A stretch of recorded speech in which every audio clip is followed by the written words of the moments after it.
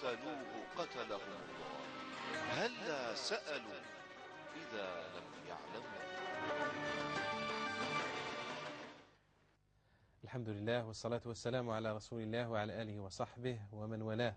مشاهدينا الكرام، السلام عليكم ورحمة الله وبركاته، وأهلا ومرحبا بكم معنا إلى هذا الموعد اليومي، هذا الموعد الذي نصحبكم فيه للإجابة عن أسئلتكم واستفساراتكم. وأسعد باسمكم جميعا أن أرحب بصاحب الفضيلة دكتور سعيد بويزري، أستاذ الشريعة والقانون بجامعة تيزي وزو.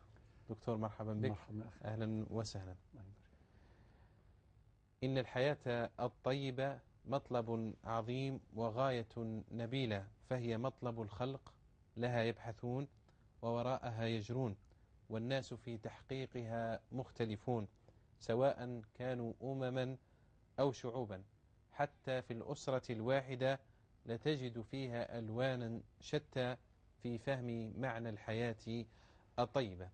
ولقد أرشد القرآن الكريم إلى هذا المفهوم، فقال الحق سبحانه وتعالى: ومن آمن وعمل صالحا فلنحيينه حياة طيبة. مفهوم الحياة الطيبة فضيلة الدكتور سعيد بويزري موضوع اللقاء والحديث معنا ومعكم وللمشاهدين الكرام. إذن هما شرطان أساسيان: الإيمان والعمل الصالح. حول هذين الشرطين الأساسيين. نعم. بسم الله والحمد لله والصلاة والسلام على رسول الله. معاشر المشاهدين الكرام، السلام عليكم ورحمة الله وبركاته. أخي محمد صالح، بارك الله فيك على حسن الاختيار هذا الموضوع الاستهلالي. شكرا. كما قلتم حقيقة كل المخلوقات، كل البشر بلا استثناء يبحثون عن الحياة الطيبة، يبحثون عن السعادة، يبحثون عن الطمأنينة. يروى أن أحد الناس كتب قائمة لملذات الدنيا، لطيبات الدنيا، وقدمها لرجل معمر، يعني عاش طويلا في هذه الحياة. كما يقول لك بالدارجة رجل مجرب، سال المجرب لا تنسى طبيب. نعم. فقال له: يا فلان، أنت عشت مدة طويلة في هذه الحياة، عمرك طويل، تجربتك طويلة وعميقة. هذه الملذات كتبها في صفحة بيضاء، كتبها، قالوا: هذه الطيبات أو هذه الملذات هل تكفي لتحقيق السعادة في الحياة؟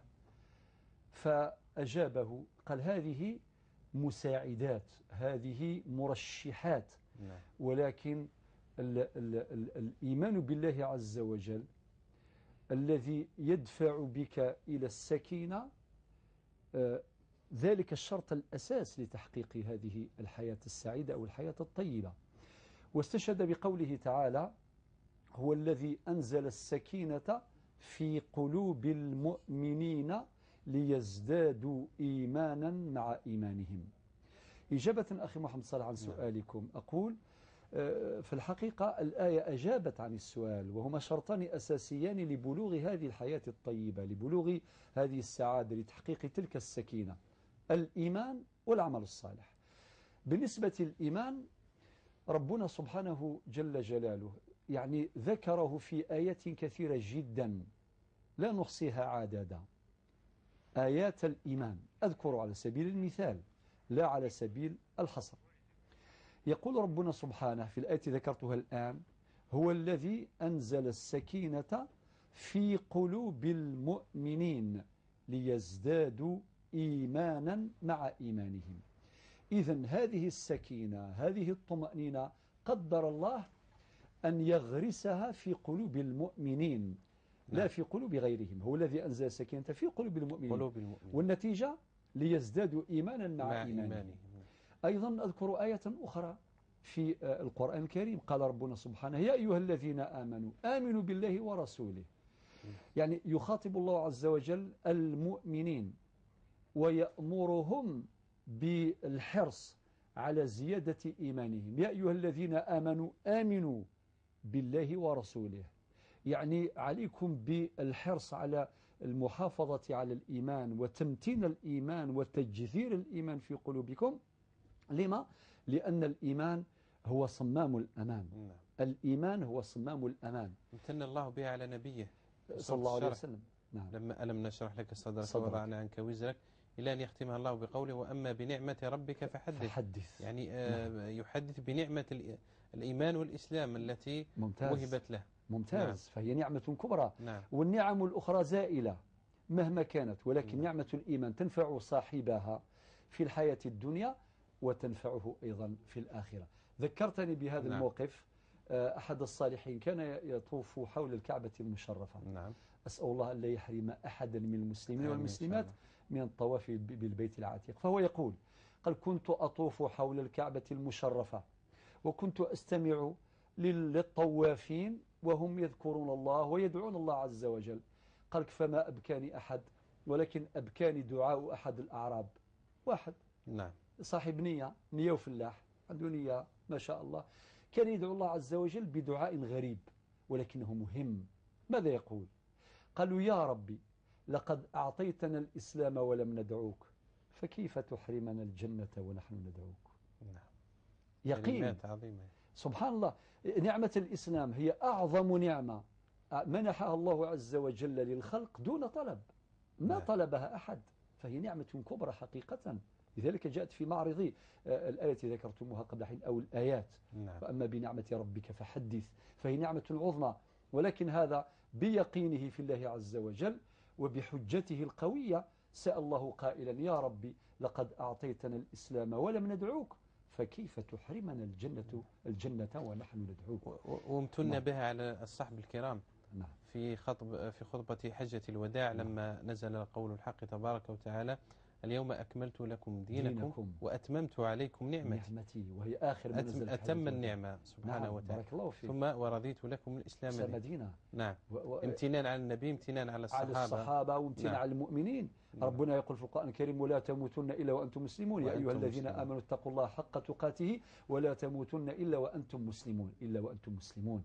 لذلك هذه النعمة، نعمة الإسلام، نعمة الإيمان، أولا هي نعمة، هي راحة، سكينة وسعادة وطمأنينة وطريق النجاة، الإيمان. إذن فهو الكنز الثمين الذي يجب أن نحافظ عليه، بل أن نحرص على تمتينه وتقويته، لقوله تعالى يا أيها الذين آمنوا بالله ورسوله إلى آخر الآية.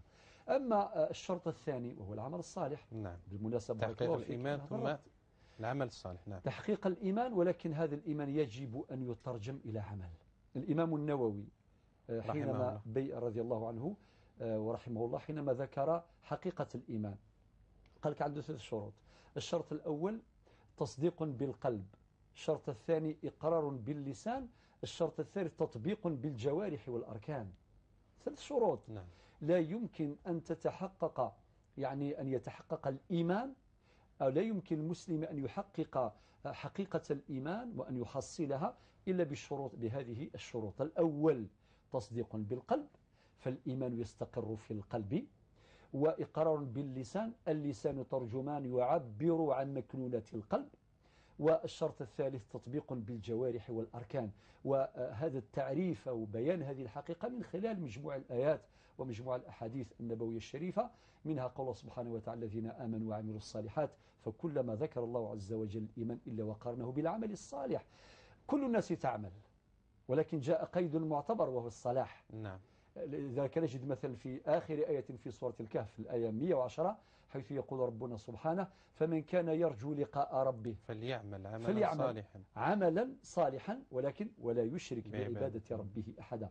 إذن الإيمان والعمل الصالح هما الطريقان المؤديان إلى النجاة في الدنيا، السعادة في الدنيا والنجاة في الآخرة. إذا نشكرك دكتور سعيد على بيان هذا الموضوع، وننتقل إلى مكالمات المشاهدين الكرام والمشاهدات الكريمات دائما على أرقامنا الهاتفية 021 37 42 87 أو الرقم الثاني 021 37 45 64. أمين فيه مكالمات. نعم. ألو. نعم. الأخ العايب من العاصمة، تفضل سي. السلام عليكم. وعليكم السلام ورحمة الله. عندي شيخ أسئلة. كل حال إنسان يقول لك وكل عليك الله، هو ما دار والو مسكين وشغل يشاهدوا فيه. نعم. ومن بعد الناس كاين عقال يعقلوه يقولوا ما اتقي الله في نفسك، ما دارش هذا الشيء هذا. نعم. لازم تحب تحكم على إنسان بالحق تاعو. نعم. سمعت لي شيخ؟ أسمعك جيدا. أسمعك جيدا العيب، تفضل. هذا السؤال الاول. السؤال الثاني، نعم. انسان يخسر يشوف حاجه هكذا المنكر بعينه ويشوف يقول لك خلي هكذاك، احنا ما نحبوش هذا الشيء هذا. انا نعم. في الاعمال، في امور دينيه، في امور هذا الشيء، احنا في شوف المنكر ما نخلوش الامور هكذا الشيء. نعم. نشوف هكذا نصحوه نصوح لله. نعم. بارك الله فيكم. شكرا سي العيب، بارك الله فيك، شكرا جزيلا. إلى المكالمة الثانية معنا نادية من البليدة. نعم. السلام عليكم. وعليكم السلام ورحمة الله. خويا راني محروجة في واحد السؤال. تفضلي يا نادية. عندي سؤال. احنا 3 خواتات. نعم. اسمع فيا. أسمعك، واصلي في سؤال. ايه، واختي اللي فوقي عندها الوثائق تاعها خاسرين في اللقب. أختك ما بها؟ خاسرين. خدمت لاكارت النكوى، لاكارت بطاقة التعريف الوطنية على اسمي أنا. لماذا؟ اسمح فيا. أسمعك، لماذا جعلت البطاقة على اسمك؟ وأنا خدم لي دابا بطاقة التعريف الوطنية باسم أختي المتوفية. اسمح فيا خويا. نعم نعم يا نادية. ايه، ودركها بعض الناس راهم يقولوا لي حرام شغلك واغط مزورين ولا ما على باليش داو ديك شغل مزورين، وهي الوثائق تاعها خاسرين. نعم. وهي تزوجت. أختك اللي ماتت ربي يرحمها مسجلة في سجلات الوفاة في البلدية ولا لا؟ واش؟ مسجلينها في البلدية متوفية ولا لا؟ هي الوثائق تاعها خاسرين ودوك هي خدمت. لا، الأخت اللي ماتت. نعم. قلت لك هي الوثائق تاعها خاسرين. خاسرين يعني تلفت الأوراق. نعم. خاسرين وخدمت باسمي أنا، بطاقة التعريف الوطنية باسمي أنا. نعم. أختك اللي ماتت ربي يرحمها هل كانت مسجلة في البلدية على أنها متوفية ولا لا؟ مسجلة باللي متوفية. إيه لا مش طايحة، مش طايحة دابا، خليها تمشي. نعم واضح الآن، واضح. خليها تمشي ودوكا راني نمشي في بلاصتها بالوثائق تاعها. نعم واضح يا نادية، واضح. لا خاطر اختي الوثائق تاعها خاطري نخدم لها دابا باسمي انا. اتضحت المسألة جيدا. ايه، ودركا اختي راها متزوجة وانا راني مخطوبة. نعم. راني مخطوبة دركا. اتضح الإشكال يا شيخ. واضح. نعم. أختي نادية سؤالك واضح، إذا عندك سؤال آخر تفضلي به. ودوزيام مرت خويا قالت لي في شغل هكذا راح تتزوجوا بوثائق مزورين، قلت لها يعني انا الوثائق تاعتي خاسرين. نعم. قالت لي يعني حرام هكذاك، قالت لي زعما وحده تمرك على اختها ميتات حرام. واضح السؤال، شكرا يا نادية، بارك الله فيك. اسمح لي دقيقة، وهذا اللي خاطبني. نعم. انا ما قلتلوش باسكو هو اكثر مني في عمري الحقيقي، هذا اللي خاطبني اكثر مني في عمري الحقيقي. اسمح فيا. نعم. قلت لك لها نقولوا له خاطر كلام الناس مش محال يدوروه. هذه اختك اللي ماتت هي اقل منك؟ اقل مني. انا دوكا احنا في العشرينات، انا دوكا في بلاصه اختي عندي 20 وفي عمري الحقيقي عندي 23. اسمح لي، وما بغيتش نقولوا له خاطر راك تعرف كلام الناس. نعم. ذاك غايه. شكرا يا نادية، بارك الله فيك. خويا راني محيره، بارك الله. تابعينا فقط، الشيخ سعيد سيتولى الإجابة عن سؤالك، بارك الله فيك. أي صح خويا. مع السلامة، شكرا جزيلا.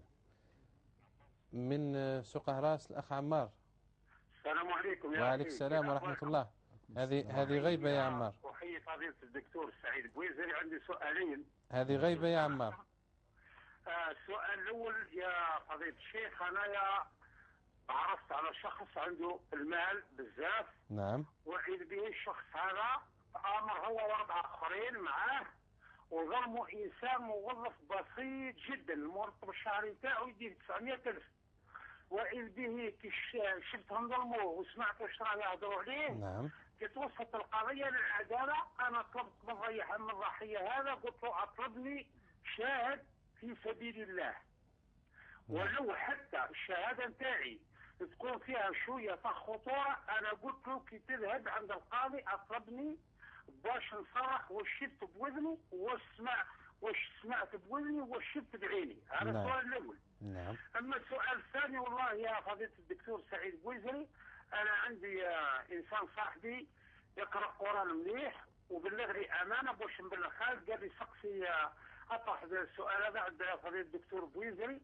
لماذا بعض الأئمة في صلاة في خطبة الجمعة كاين إمام عندما يطلع على المنبر يمسك بالعصا، وعندما يجلس المرة الثانية يطرق العصا ما يحملهاش. أولا هي الشيء اللي نعلمه أنا هو سنة غير مؤكدة، وإنما الشيء اللي حاب يعرفه السيد هذا لماذا الإمام يمسك بالعصا. وبارك الله فيكم ووفقكم الله. شكرا سي عمار، بارك الله فيك، مع السلامة. من فرنسا معنا سيدة حليمة. سيدة حليمة مرحبا، أهلا وسهلا. السلام عليكم. وعليكم السلام ورحمة الله. عندي سؤال خويا على ما رأيك الإنسان اللي عنده الوسواس في الصلاة في الصيام زعما في كل شيء؟ نعم. وهو زعما دائما زعما يخاف من الله والله في قلبه، وهو زعما يتعذب بهذا الوسواس في الصلاة في كل شيء. ما رأيك في هذا الشيخ؟ نعم، سؤال موالي. شكرا. بارك الله فيك، شكرا يا حليمة. إذا نبدأ الإجابة. فضيلة الدكتور، في سؤال ورد إلينا يعني قبل بداية الحصة. سليم من العاصمة قال أن له مبلغ من المال تجاوز 170 مليون سنتيم. يقول خصصت هذا المال كدفعه على أقساط لشراء سكن، الآن حال عليه الحول خلال شهر محرم، فهل تجب فيه الزكاة؟ نعم. الأخ سليم، في هذه الأيام السابقة من خلال هذا الحوار أو هذا البرنامج كان الحديث مطولا ومفصلا عن أحكام الزكاة، فأذكرك وأذكر السادة المشاهدين بما يأتي بيانه. شرطان أساسيان إذا توفر بالنسبة للنقود، يعني بلوغ النصاب أولا زائد حولان الحول. معنى الإنسان الذي يملك مالا ملكية تامة نتاعو، هذا رقم واحد، ملكية نتاعو الملك التام، وزايد فايض على الحاجة، الحاجة اليومية الآنية. والحاجة الشرط الثالث لازم يبلغ النصاب. الشرط الرابع يدور عليه العام، يعني حولان الحول.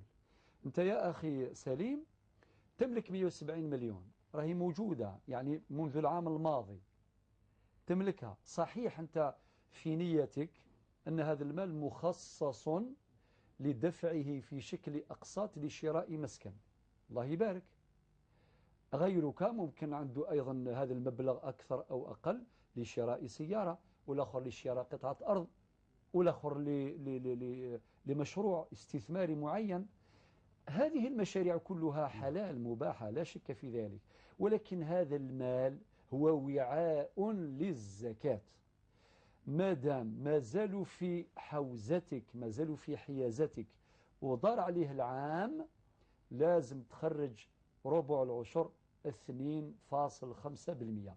170 مليون سنتيم مضروبة في 2.5 على 100، الناتج هذاك تقدموا لأصناف الزكاة اللي وردت في سورة التوبة في الآية 60، الفقراء والمساكين والعاملين عليها إلى آخره.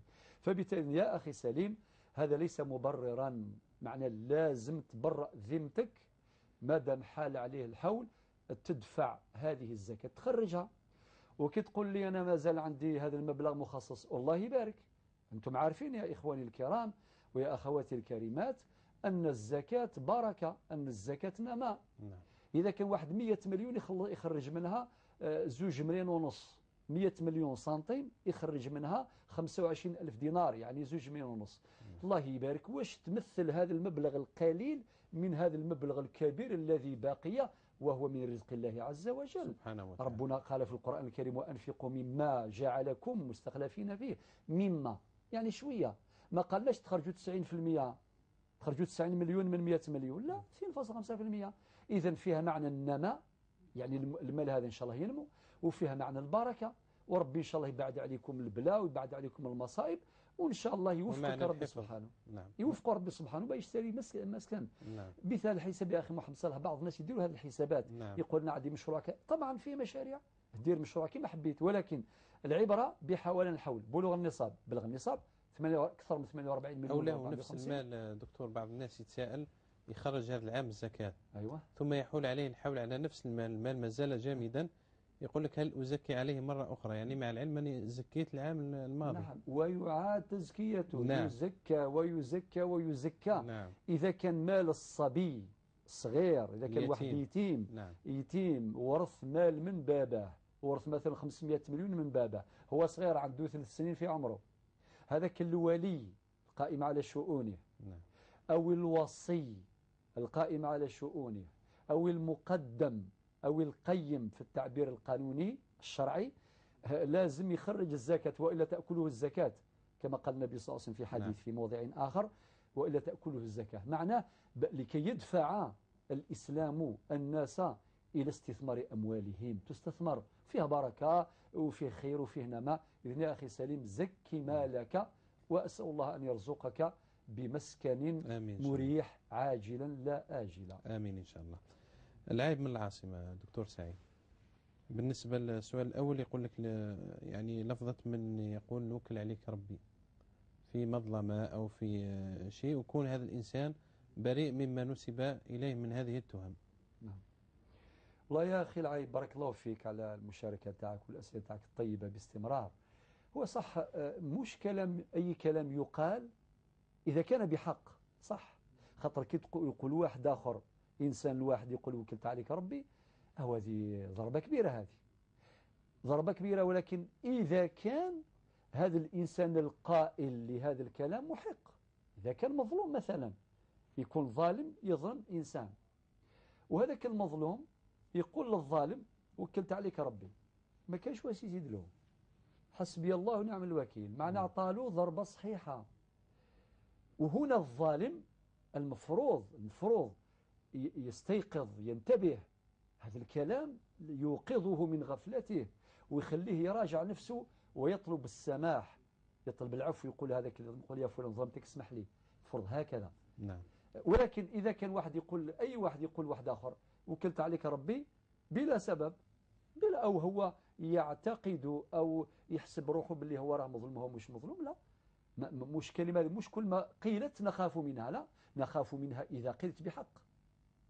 يعني أذكر قصة يعني واقعية لأحد الناس يعني فيما سبق، ليس في هذا الزمان، أنه إنسان ظلم إنسان، حاكم ظلم إنسان عادي، إنسان مؤمن، فهذا الإنسان قال له الفلان أشكوك إلى الله، هذا ما كان، قال له الظالم أشكوك إلى الله، وهذاك الإنسان الحاكم بدأت الكلمة يتخدم فيه على باله بلي الظلم، وبعث له كما يقول الوزير نتاعو، قال له قل الفلان يسحب شكواه لأنه قلقاته. نعم. الشكوى إلى الله ليس بالأمر الهين، باش الناس تتقي الله ويعرفوا باللي العدالة الآخرة هي العدالة الحق. كم من إنسان يظلم في هذه الحياة ولا يأخذ حقه، ولكن سيأخذ حقه يوم القيامة، مصداقا لقوله تعالى في سورة البقرة واتقوا يوما ترجعون فيه إلى الله ثم توفى كل نفس ما كسبت وهم لا يظلمون. أي اطمئنوا يا معاشر البشر، إذا جربتم مرارة الظلم في الدنيا فلا ظلم في الآخرة. ولكن هذا الإنسان المظلوم كيف رد عليه؟ قال له شكوتك إلى عادل. معناه إذا كان أنت راك واثق من نفسك ما ظلمتنيش، خلاص مات، لا تتألم. نعم. خلاص اعتبره كلام ما عنده معنى. أما إذا كان حاسبت روحك، حاسبوا أنفسكم قبل أن تحاسبوا، أنك ظالم، فعليك تطرق باب أخرى، ما تقولش حب شكوى، تقول اسمح لي ورد لي مظلمتي. قالوا شكوتك إلى عادل. إذا الحديث قياس كما يقولوا يا أخي العايب. هذه الكلمة كلمة قوية جدا إذا قالها المظلوم في وجه الظالم، على الظالم أن يراجع حساباته وأن يعود إلى رشده ويطلب السماح والمغفرة من مظلومه. سؤال الثاني عن الإنسان الذي يرى المنكر ولا يقوم بتغيير ذلك المنكر. حديث النبي عليه الصلاة والسلام صريح: من رأى منكم منكرا فليغيره بيده، فإن لم يستطع فبلسانه، فإن لم يستطع فبقلبه، وذلك أضعف الإيمان. طبعا العلماء حينما شرحوا هذا الحديث ذكروا تفاصيل كثيرة لا يتسع لها المقام، ولكن من هذه التفاصيل أذكر بعضها، فمن لا يدرك كله لا يترك جله. إذا كان إنسان شاف منكر وقادر يغيره بيده دون أن يفضي ذلك العمل إلى منكر أكبر. ابن القيم الله يرحمه برحمة واسعة في كتابه إعلام الموقعين مما ذكره في هذا الباب يقول: من شروط تغيير المنكر ألا يؤدي ذلك إلى منكر أكبر. ممكن مثلا واحد اسمح لي شاف حجرة في طريق، حجرة تعرقل مسير الناس ومسيرة الناس وكذا، حجرة صغيرة، يقول نحل حجرة صغيرة ونجيب حجرة كبيرة، صخرة كبيرة. نقول لا، ما تنحش المنكر الصغير وباش تجيب منكر كبير، ولا مآلات هذا العمل تؤدي إلى فتنة، تؤدي إلى ربما إراقة دماء، تؤدي إلى إزهاق أرواح، تؤدي ثم فلنحذر. تغيير المنكر هذا فقه يحتاج إلى، أو الذي يغير المنكر يحتاج إلى فقه لكي لا يتصدى لتغيير المنكر بمنكر أكبر. ولكن إذا كان ما قدرش هنا فبلسانه يأمر بالمعروف وينهى عن المنكر. كنتم خير أمة أخرجت الناس كما قال القرآن تأمرون بالمعروف وتنهون عن المنكر. يا أخي العايب نقول لك كلام من أعماق القلب ومن أعماق العقل أيضا. تغيير المنكر أصعب وأصعب وأصعب من الأمر بالمعروف. نعم. درك الآن أنا وخويا محمد صالح وانت وكل الناس نتكلموا على الأمر بالمعروف، مليح الخير، مليح الخاوة، مليح الوحدة، كلام يعني ما يجيبش المضرة. ولكن نهار اللي نتصدوا للمنكر نقولوا هذا منكر، ها ثم لازم نهيئ أرواحنا لما ينتظرون من نتائج. ولكن ربي سبحانه قال لا يكلف الله نفسا إلا وسعها. ما قدرش الإنسان يغير بلسانه، ربما حتى هذا يؤدي إلى ربما مآلات مش مليحة ونتائج مش مليحة. على الأقل يستنكر بقلبه، استنكار بالقلب، وهذا من علامة الإيمان، وإن كان هو أضعف الإيمان ولكن هو درجة من درجات الإيمان. أحيانا لا تجد إنكارا بالقلب، يعني في بعض المواقف لبعض الناس. يعني حتى الإنكار بالقلب يكاد يكون معدوما للأسف. وهذا من علامات موت القلب، لأن النبي صلى الله عليه وسلم قال الدين النصيحة. أو لإلف ذلك الأمر، حتى ليألف ذلك الأمر حتى يصبح له عادة فلا ينكر حتى بقلبه للأسف. هذا يعني اللي عنده مثل هذا السلوك وهذا يحتاج إلى مراجعة لقلبه ويحتاج إلى مراجعة لإيمانه. ونحن نتحدث اليوم عن الإيمان والعمل الصالح، بالعكس ينصح يقدم النصيحة بقدر المستطاع، وربما هو يغير قليلا، لأنه حتى تغيير المنكر بالمناسبة ليس شرطا أن نغير المنكر كاملا. إذا كان فيه منكر 100% في مجال من المجالات ويجي خويا محمد صالح تغير 5%، أنا نجي نغير 2%، هاي 7%، يجي خونا العايب يغير 7%، وهكذا 14%، وهكذا. المهم نعقد النية الصحيحة لله سبحانه وتعالى وننصح بقدر الإمكان، ونسأل الله أن يغير حالنا إلى أحسن حال. آمين يا رب العالمين. نمر إلى سؤال نادية شيخ سعيد، لها مشكلة يعني في وثائق الهوية، أن الوالد جعل وثائقها على أختها الميتة المتوفية رحمة الله عليها. الآن منها من أنكر عليها، خاصة زوجة الأخ، قالت لها راح تتزوجوا بوثائق مزورة. نعم، ما تعليق على هذه القضية؟ نعم يا أختي نادية من بوليدة، بدأت كلمتها قالت محروقة، صحيح إن شاء الله تزول هذه الحرقة بعد هذا البيان. يا أختي الكريمة، احنا شرعا مطلوب باش كل حاجة تكون صحيحة سليمة.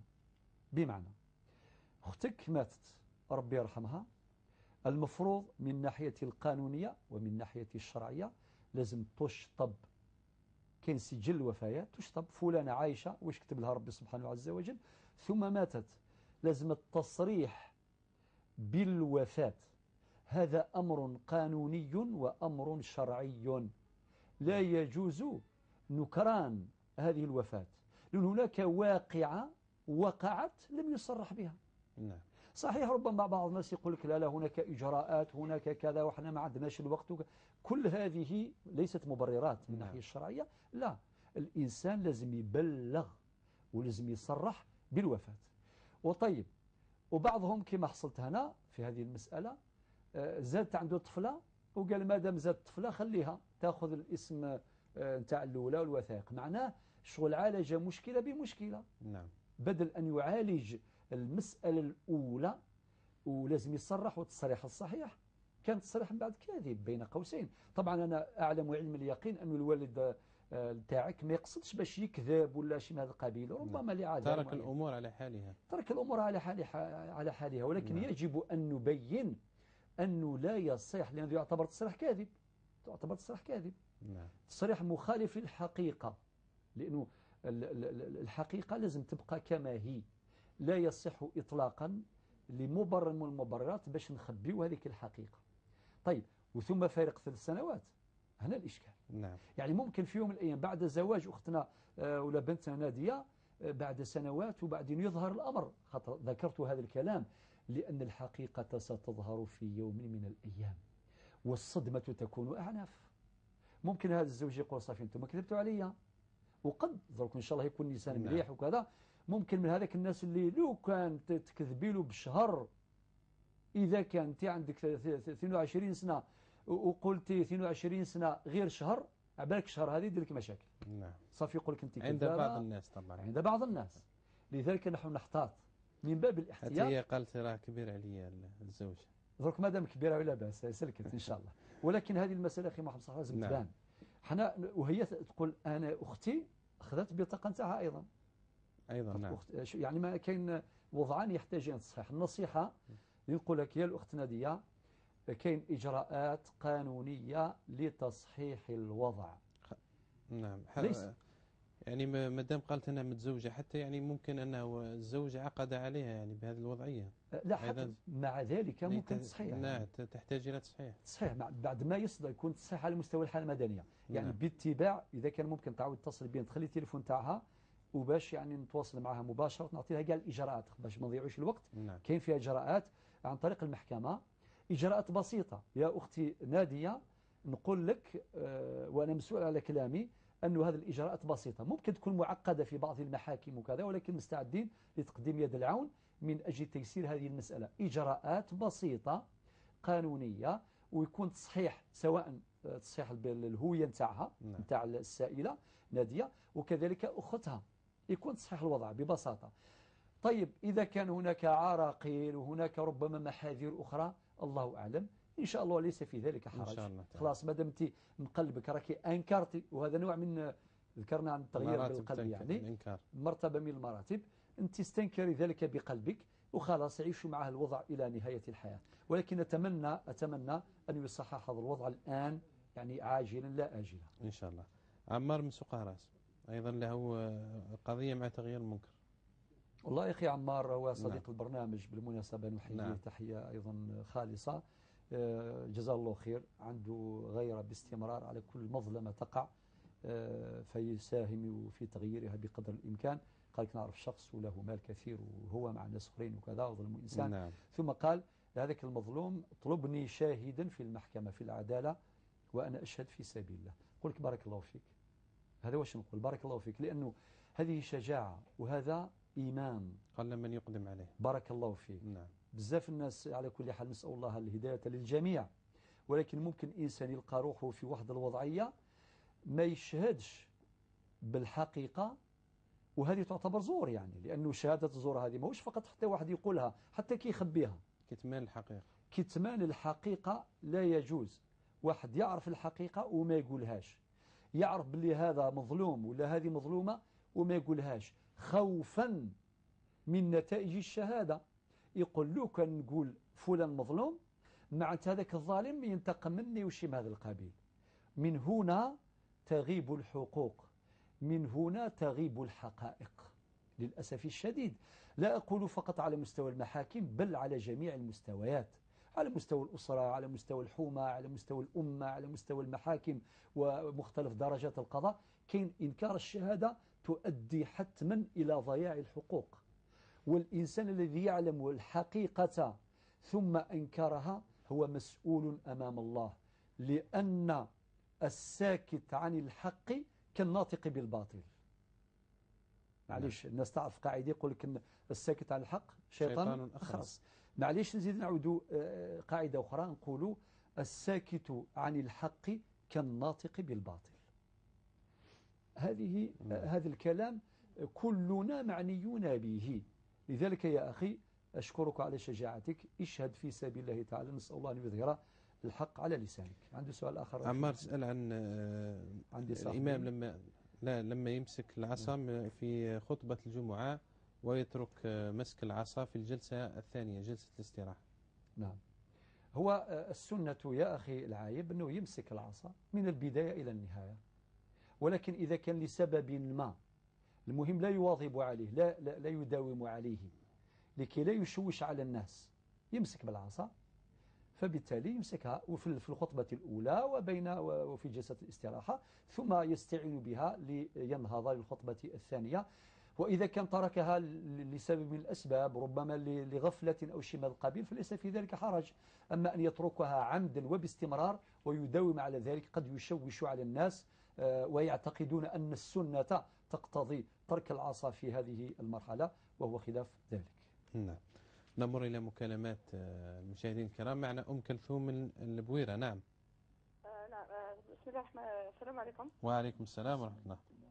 إذا كان ممكن أضيف إلى ما ذكره الأستاذ الفاضل فيما يخص موضوع الحياة الطيبة، مداخلة بسيطة إذا كان ممكن. تفضلي يا أم كلثوم.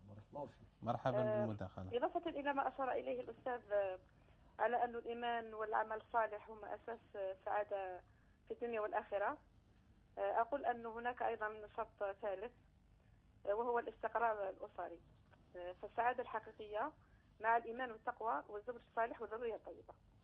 باختصار. شكرا. عندي سؤالين. تفضلي يا أم كلثوم. السؤال الأول، هل نجدد التيمم في أكثر من فريضة؟ أرجو ذكر رأي المالكية في هذا. نعم. أيضا سؤال آخر، هل تستطيع المرأة الجزائرية أن تتزوج بدون ولي على رأي السادة الحنفية إذا كانت كبيرة في السن وسبق لها الزواج وليس لها ولي يحسن اختيار الزوج؟ إذا كان ممكن سؤال ثالث. تفضلي يا أم كلثوم. نعم. سؤال ثالث، عندي قريب نعم. يعمل في بريد المواصلات كعون أمن. نعم. وأحيانا يعني يعطى له صكوك بريدية من أجل يعني سحب أموال من بريد المواصلات. نعم. وأحيانا يعني يعرض عليه مبالغ مقابل هذا العمل، وهو يرى أن في ذلك رشوة يعني. ما رأيكم؟ ما رأي الشرع في ذلك؟ شكرا يا أم كلثوم. إذا كان من ممكن أستاذ سعيد بوزري يعطيني رقم هاتفه، هناك سؤال خاص أريد أن أسأله إذا كان إذن ممكن. تبقى الخط الداخلي أم كلثوم. شكرا جزيلا. شكرا. إلى بجاية معنا الأخت نسرين. تفضلي. بخير يا شيخ. باش نقول لك ديك عندي دين في شهر رمضان. نعم. ومن بعد صمت جات العاشوراء، ومن بعد صمت العاشوراء وميم طون درت نيتي زعما صمت عاشوراء وميم طون الدين ديالي. قدمتي صيام عاشوراء على الدين؟ لا في الوقت لا نفسه. لا جوغ صمت عاشوراء وميم طون لا تقدم في النية. الدين تاعي جوغ. لما نويتي عاشوراء أو نويتي الدين هو الأول؟ في زوج قلت نصوم الدين ديالي وميم طون عاشوراء دونك. نعم. سؤال ثاني. نعم. يعني هذا جائز أم؟ نعم. سؤال ثاني. هذا ما كان. شكرا يا نسرين. بارك الله فيك. مع السلامة. هل فيه مكالمات؟ نعم. إذا نكمل الأسئلة. حليمة من فرنسا سألتنا عن الإنسان اللي تكون عنده وساوس في كل شيء، في الصلاة، في الصيام، في شتى العبادات. حكم هذه الوسوسة. والله الرب قال من شر الوسواس الخناس الذي يوسوس في صدور الناس من الجنة والناس. سماه شرا. شر حقيقة شر، وهي قالت يتعذب. وصحيح يا أختي حليمة الوسواس يؤدي إلى العذاب. نعم. يؤدي إلى العذاب. الوسواس لا يكتفي بمجال معين، هي قالت في الصلاة والصيام، ويتطور أكثر.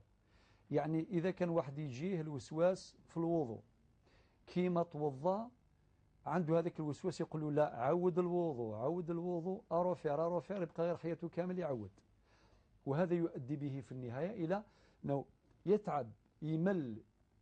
ثم في الصلاة هو يقول الله أكبر وبعدين يجي الوسواس يقول ما قرأتش الفاتحة، والنبي عليه الصلاة والسلام يقول لا صلاة لمن لم يقرأ بفاتحة الكتاب. اذكر هذه التفاصيل لأنه يعيشها الناس اللي عندهم هذا المرض نتاع الوسواس. نعم. وبعدين كي تركعي يقول لك وقيل ما ركعتيش، كي تسجدي وقيل صليتي غير 3 في الظهر ماشي 4، ويبدا الوسواس. ثم يروح للصيام. ذكرت في مناسبات في هذا المكان يا أخي محمد صالح، واحد قال لي صيام تاع رمضان 30 يوم نعود 20 يوم. قلت له علاه تعود 20 يوم؟ يعيد قضاء 20 يوم. نعم. هو صامهم ولكن قال لي شكيت في 20 يوم بسبب الوسواس. وبدأ يحكي ما يشبه الضحك، يعني ما يثير الضحك. نعم. قال لك واحد النهار شربة طلعت شكيت فيها، واحد النهار الشربة هبطت، واحد النهار طلعت هبط، واحد النهار واقيلا فطرت قبل الآذان تاع المغرب، واحد النهار واقيلا سحرت بعد آذان الفجر. بقى غير في واقيلا. قلت له راه هردك الشيطان هذا الإبليس الوسواسي، هردك باللغة الجزائرية، هرده معنى دمره. نعم. الإخوة اللي ما يفهموش اللغة الجزائرية يدمروا تماما. شوف وين وصل ويروح للحج. درك الأخت حليمة لو كانت تروح تحج إن شاء الله ربي وفقها تحج أيضا ما يخليهاش. في أصناف للموسوسين في كل عبادة. نعم. في كل العبادات، وهذا في الوضوء، هذا في الصلاة، هذا في كل شيء وهكذا. نقول لك يا أختي حليمة كاين زوج أدوية باش تعالجي هذا الوسواس. الدواء الأول هو الفقه. معناتها أنت صليتي. نبقى مع هذا الدواء دكتور سعيد حتى لا نطيل على زهرة من العاصمة وغنية من تيزي وزو. زهرة تفضلي. نعم زهرة. السلام عليكم. وعليكم السلام ورحمة الله. خويا عندي سؤال واحد. تفضلي يا زهرة. عندي 10 ملايين في الدار. نعم. هل كيف نزكي عليه؟ قولي كيفاش نزكي عليه. عندك 10 ملايين في الزيت، عندي خوين مش مسلفينهم. وشحال هذا الدين؟ 20 مليون. هل نزكيو عليهم ولا نعم. وقول لي كيف نخرج الزكاة اللي في الدار اللي عندي، 10 ملايين اللي عندي. ما شاء الله. واضح يا زهرة، واضح. شكرا. غنية من تيزي وزو. الو السلام عليكم. وعليكم السلام ورحمة الله. اخويا عندي سؤالين. تفضلي يا غنية. الله يسلمك يسلمك. السؤال الاول يعني فيما يخص صلاة قضاء الحاجة، يعني اسكو يعني فيه دعاء خاص يعني صلاة قضاء الحاجة؟ نعم. فوالا. السؤال الثاني يعني موصل يعني كنصلي يعني في الركعه شك ركعه هكذايا، يعني نقرا يعني من كثر الصور هكذايا 4 5 صور، يعني اسكو يجوز كيما هكذا في الصلاة؟ وي في الصلاة. نعم. في الصلاة يعني في الركعة الأولى زعما في الركعة الأولى نصلي بكثر الصور، يعني نقرا في الركعة الأولى نقرا 3 4 صور. نعم. هذه مو هذه اسكو يجوز كيما هكذا. وثاني راني حابه نصلي ب اسمه استغفر الله، راني حابه نصلي بسورة ياسين. نعم. سورة ياسين بصح يعني ما نحفظهاش، يعني اسكو يجوز اسكو يجوز ليا نقرا من المصحف في النافلة او في صلاة الفريضة؟ لا في الفريضة نعم. اسكو يجوز عليا نقرا من الكتاب ولا لا؟ واضح يا غنية. واضح. نعم. واضح إن شاء الله. يعطيكم الصحة مع السلامة. شكرا جزيلا. إذا ذكرت أول دواء هو الفقه. نعم هو الفقه. نعم. الفقه يا أختي حليمة يخليك تفهمي إذا كان مثلا واحد عنده بلغ درجة المستنكح في الوسوسة مثلا. نعم. خلاص يعني يشك كثير، يولي لا يبني على الأقل. خلاص النهار اللي يطمئن قلبه باللي راه خلاص كمل صلاته يسلم، ويأتي الحل الثاني مباشرة، الدواء الثاني، وهو أنك تصرفي النظر لا تلتفتي إلى هذه الوساوس. وربي سبحانه غفور رحيم، وربي إن شاء الله يأخذ بيدك باش تتجوزي هذه المرحلة. وإلا إذا كان في كل مرة تأخذوا لي الرأي يقول لك وصلت هذه عوديها، الصيام هذا عوديه، يولي يتحكم فيك أيما تحكم، وبعدين توصل درجة العذاب كما قلتي. إن شاء الله بالفقه ربي سبحانه نعبده ولا نتعذب، بل العبادة متعة، العبادة سعادة وسكينة وطمأنينة، أرحنا بها يا بلال وجعلت قرة عيني في الصلاة كما قال النبي صلى الله عليه وسلم. ولكن هذا الوسواس يوصلنا إلى أن نكره هذه العبادات، وهذا أمر خطير جدا. كان أحد الناس يا أخي عبد محمد صح نحكي هذه الحكايات من أجل العبرة، قال لك وليت لقيت الحل. كيفاش؟ قال لك خليت صلاة. يعني طبعا هذا ليس حلا. لذلك يا أختي الصبري التزمي هذه المسائل الفقهية، سألي المشايخ كي يقول لك هذه هكذا طبقي ولا تلتفتي إلى هذه الوساوس. نعم. أم كلثوم البويرة أضافت أمرا ثالثا في مفهوم الحياة الطيبة. صحيح. نعم. في الحقيقة يا أم كلثوم بارك الله فيك على الإضافة الطيبة، الاستقرار الأسري لا يتحقق الاستقرار الاجتماعي وكذا إلا بالإيمان والعمل الصالح. يعني شارك يكون المرأة مؤمنة ويكون الزوج مؤمن، هكذا يديروا أسرة طيبة يعني. صحيح، ولكن هذه كلها في الحقيقة من مقتضيات الإيمان أو من نتائج الإيمان. ممكن يجي واحد آخر يقول لك الاستقرار في العمل، أيضا الاستقرار في الحياة الاجتماعية. ممكن الإنسان يعيش استقرارا مع زوجته وأولاده، ولكن يعيش في حرب مع والديه وجيرانه. إذن فهناك، ولكن الإيمان يا أختي الكريمة أم كلثوم هو اللي يعطينا هذه السكينة وهذه الطمأنينة ويورينا طريق كيفاش نعيش سويا حياة اجتماعية طيبة ملؤها المحبة والاحترام والتقدير. وأشكرك جزيل الشكر على هذه الإضافة. الشروط استخلصت من الآية الكريمة. نعم. من آمن وعمل صالحا. نعم. تمام. الإيمان والعمل الصالح. تجديد التيمم في أكثر من فريضة. نعم. تسأل عن رأي السادة المالكية في الموضوع. نعم بارك الله فيك. رأي السادة المالكية لكل فريضة تيمم، تفردين كل فريضة بتيمم والسلام. نعم. نعم. هل تستطيع المرأة ولكن عند الغير يعني نعم. للعلم عند الغير هناك من الفقهاء يقول لك تيمم واحد ما لم ينتقض فبالتالي كالوضوء. نعم. نعم كالوضوء تماما. أما عند السادة المالكية لكل فريضة تيمم. هل للمرأة أن تزوج نفسها على مذهب السادة الحنفية؟ الفتوى تتغير بتغير المستفتين. نعم. يا أختي أم كلثوم، إذا عندك إعلام الموقعين روح الجزء الثالث الصفحة 5 على الشمال في وسط الصفحة تلقي هذا العنوان: تغير الفتوى بتغير الزمان والمكان والأحوال والعوائد والنيات. إذا كان كما قالت الأخت أم كلثوم مرأة سبق لها الزواج كبيرة في العمر وما عندهاش ولي يعني يؤدي هذه الولاية كما يجب، يحرص على مصلحته إلى آخره، وجاءها خاطب كفء إلى آخره، وهناك ظروف اجتماعية لأن الفتوى في الحقيقة لازم فرقة التنزيل ننزلها في ظرفها وفي حالاتها. إذن هناك حالات حيث نفتي بجواز جواز المرأة، يجوز للمرأة أن تزوج نفسها بنفسها إذا كانت راشدة وإذا كان ذلك الخاطب كفءا وإلى آخره، وخاصة عند غياب الولي. أختي أم كلثوم، إذا كان في الفقه الإسلامي تقرر الآتي: أن الولي العاضل تسقط ولايته. ما معنى العاضل؟ معنى الظالم المانع. يأتي خاطب كفء يتقدم لخطبة امرأة بنت مثلا معينة وفتاة، ثم وليها يرفض يمنع هذا الزواج، يعني وهو يستخدم ولايته سلطته في الولاية. فإذا كان ذلك الخاطب كفء يعتبر ذلك الولي عاضلا، والعاضل يعتبر ظالما. من يملك ولاية رفع الظلم؟ القاضي. في هذه الحالة بالذات باتفاق الفقهاء الولاية تعود إلى صاحب الولاية العامة اللي هو القاضي، لا صاحب الولاية الأصلية الخاصة. وكلمة يسمى باب في الفقه الإسلامي باب انتقال الولاية.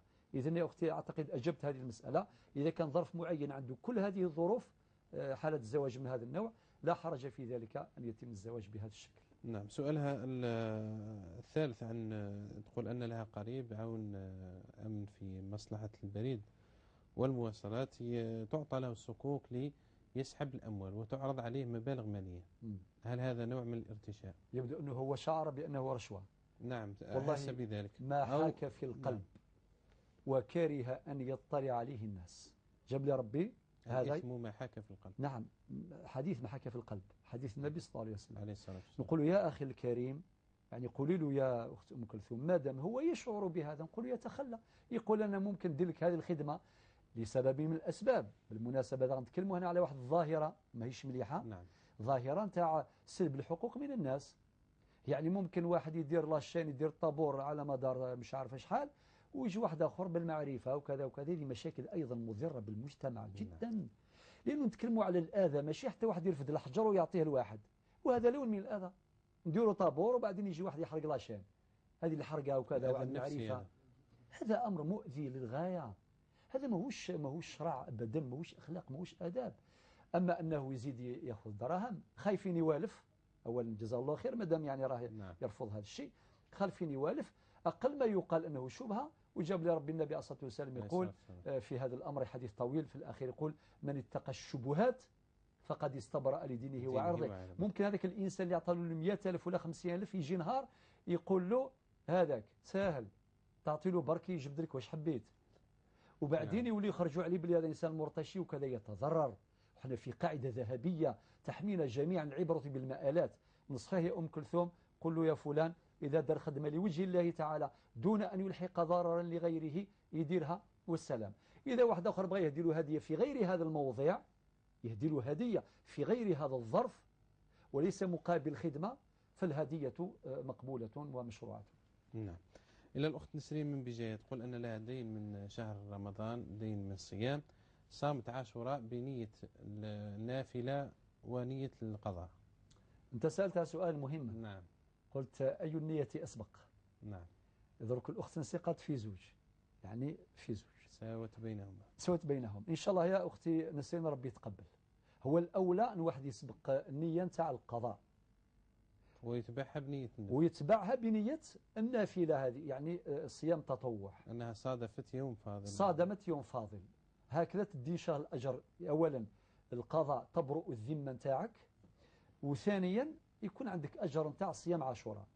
مادام هذه المسألة الجزئية ربما لم تفقه من كثير من الناس، نقول لك يا أختي نسرين اعتبري هذاك اليوم اللي قضيتيه مقضي، يعني ما تعوديش، يعني النية نتاعك ربي يتقبلها إن شاء الله، راكي قضيتي ذلك اليوم وفي نفس الوقت راكي عندك أجر إن شاء الله صيام عاشوراء. نعم. زهرة هل تزكي على هذه الأموال؟ نعم. الله يفتح عليك يا بنتي زهرة، بارك الله فيك. سبحان الله، يعني علامة الإيمان. نعم. أنه ب10 ملايين اللي عندها وتسأل عن الزكاة، وزاد قرضة مبلغ 20 مليون وتسأل عن الزكاة. يا بنتي كي يجمعوا 10 و20 ما لحقوش النصاب. أنت عندك مطلق الصدقة إلا حبيتي تبرع، صدقي 1000 فراك 2000 فراك 100,000 ولا دبري راسك. أما الزكاة الفريضة ما عندكش زكاة، ما عندكش زكاة. وسؤالك ينبئ عن إيمان. وفي المناسبة نتكلموا عن الناس للأسف اللي عنده ملايير ولا يسأل عن الزكاة. نعم. اللي عنده ماشي غير النصاب وما يسألش. بنتي زهرة بارك الله فيك بنتي، ربي يبارك فيك ويبارك في إيمانك ويبارك في رزقك. آمين يا رب العالمين. معنا اتصال من تيزي وزو. نعم. ألو. نعم. ألو السلام عليكم. وعليكم السلام ورحمة الله. حبيت نسقسيكم. نعم تفضلي. حبيت ديجا سقسيتكم ما رجعتوليش خبر اون فوا.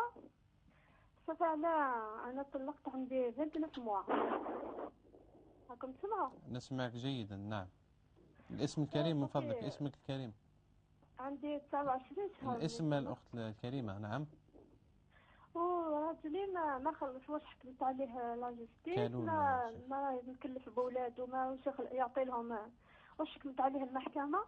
نعم. صافي حبيت نسقسيكم اسك إلا حبست هكذا باسكو لو كان دومونديه بالشرع ولا يدير المشاكل وكاع ولا دارهم يقرا.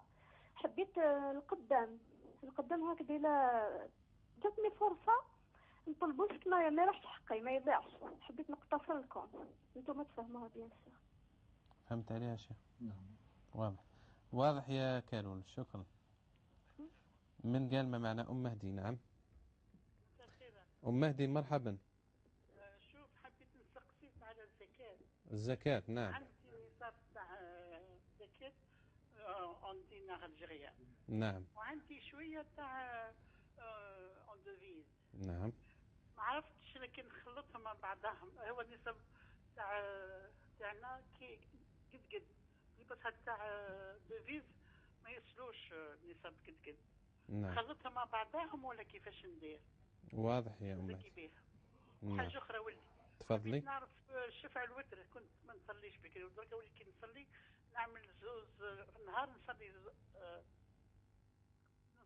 زوز الظهر والعصر والمغرب وكل نصلي زوز. يعني تقضي في الشفع يا أم مهدي، راكي تقضي في الشفع اللي فاتك من السنوات الماضية. ايه نعم. قضاء الشفع. نعم. واضح يا أم مهدي. واضح إن شاء الله. شكرا جزيلا. نعم. إذا في هذه العجالة من الوقت شيخ نستكمل الإجابة بالنسبة لسؤال الأخت غنية من تيزي وزو. صلاة قضاء الحاجة والدعاء هل لها دعاء معين يقرأ؟ صلاة أنت تصلي ركعتين بنية قضاء الحاجة وتدعين بحاجتك. نعم.